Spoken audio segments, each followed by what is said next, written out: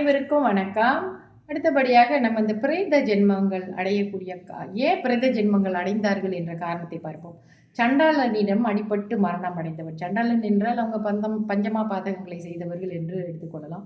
மிருகங்களால் கடிப்பட்டு இறந்தவன், இடி விழுந்து இறந்தவன், நெருப்பில் குதித்து இறந்தவன், தீயிட்டு தன்னைத்தானே குளித்து கொண்டவன், மாடு முட்டி இறந்தவன், கழுத்தில் சுருக்கு போட்டு கொண்டு அதாவது தூக்குமாட்டி கொண்டு இறந்தவன், விஷம் உட்கொண்டு இறந்தவன், இந்த ஆயுதங்களால் மாய்ந்தவன், இந்த மாதிரியான விஷயங்களால் இறந்தவர்கள், அதாவது தற்கொலை செய்து கொண்டு இறந்தவர்கள், இவர்கள் தான் பிரேத ஆத்மாவை பிரேத ஜென்மத்தை அடைகிறார்கள்.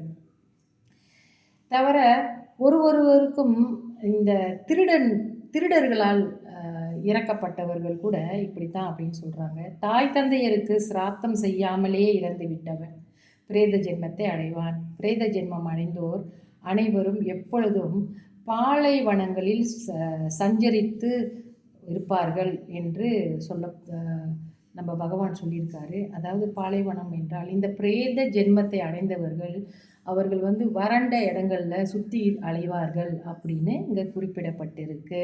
மீண்டும் நம்ம அடுத்த பதிவில் பார்ப்போம். நன்றி, வணக்கம்.